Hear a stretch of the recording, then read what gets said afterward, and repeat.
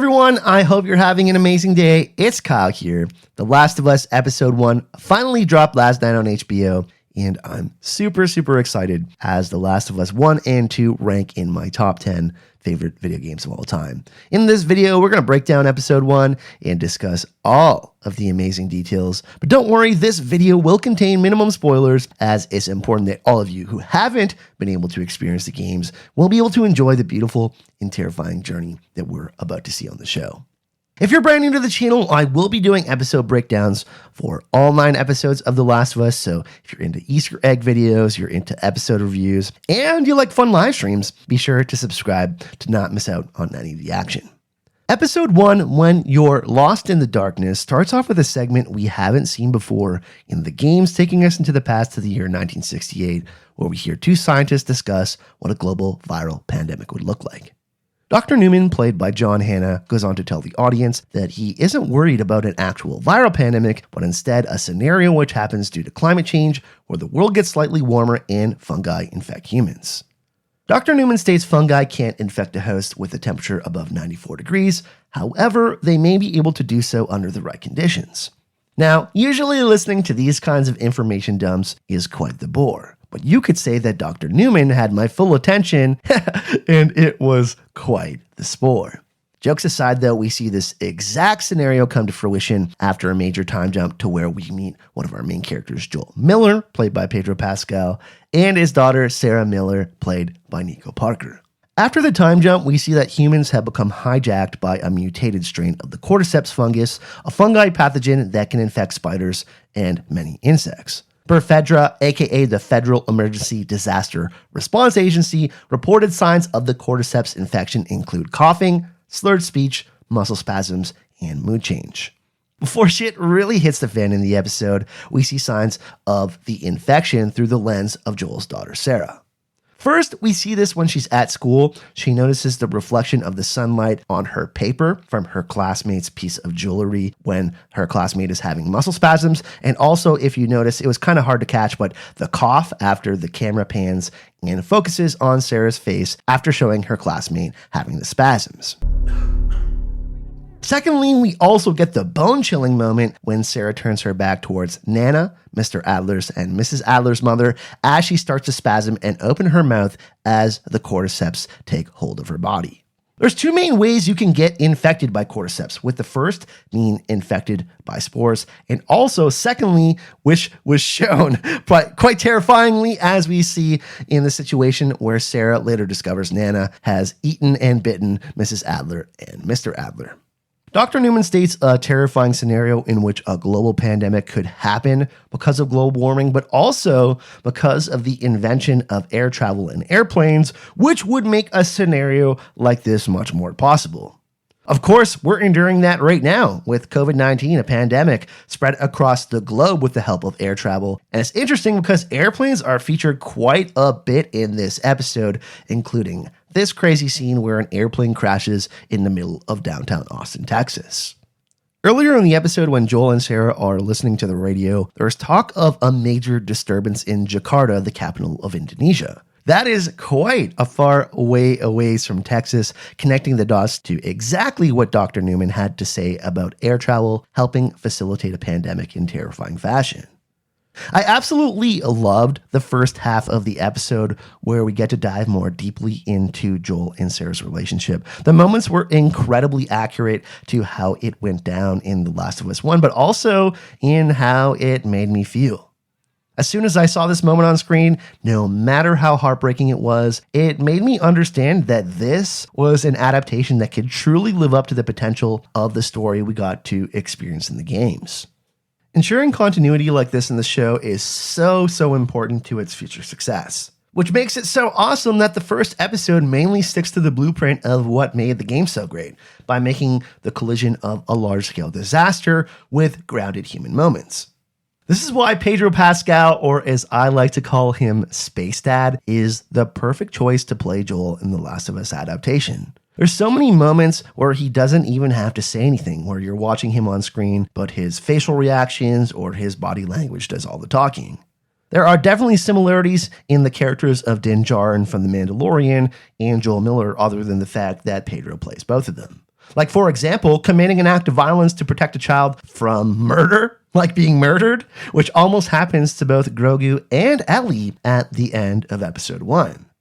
Of course, we see Tommy pull the trigger and kill the soldier that shoots at Joel and ends up killing Sarah. And this is a moment that will forever stay with Joel, one that he can change, but one that has a direct impact on what kind of decisions he will be making in the future. Tommy has experience from the army, which comes in handy in this scenario, and without spoiling too much about his character, is part of the core reason of what makes Tommy such a survivor in the series. Tommy is going to play a major role going forward in the show, as we see Joel is actually searching for him after the time jump 20 years later in the future. We hear Joel say that Tommy has joined the Fireflies, and we also see Joel accuse Marlene of turning Tommy against him. Family is a theme that plays such a huge role in The Last of Us, and Tommy is the only family that Joel has left after the death of his daughter Sarah.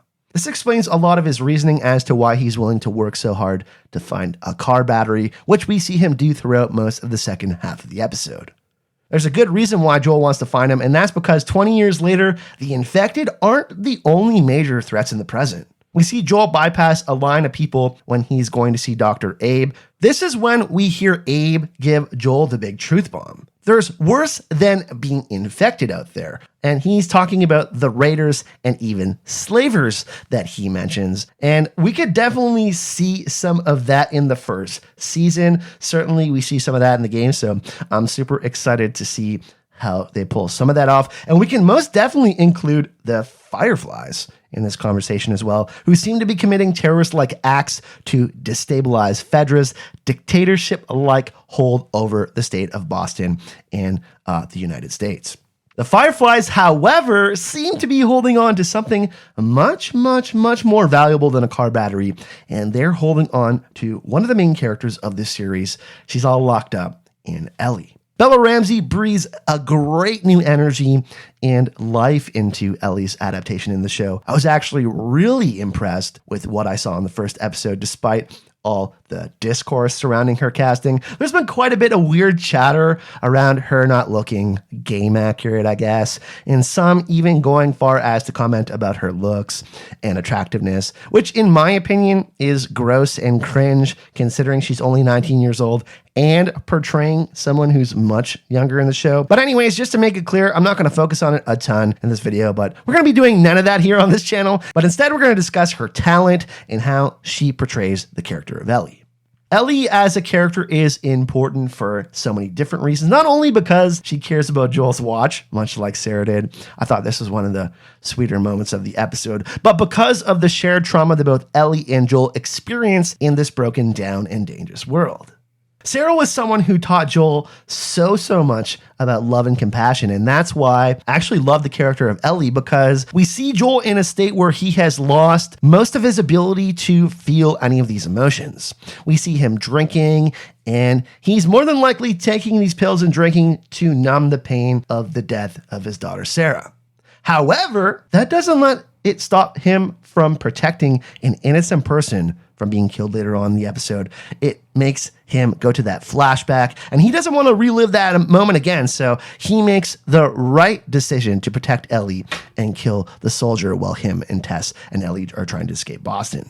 Now, while murder is obviously quite a bad thing, these characters are morally gray, and Joel in this situation, in my opinion, did the right thing to protect Ellie. Otherwise, history was just going to repeat itself, and Joel was just going to go through the same thing again. So I think that he made the right decision. This is really only the start of things happening, and things only get more intense and more crazy as the series goes on. And this is actually foreshadowed at the end of the episode when we hear a song from the 80s play on Joel's radio. The song is Depeche Mode's Never Let Me Down Again, signifying that trouble is on the way.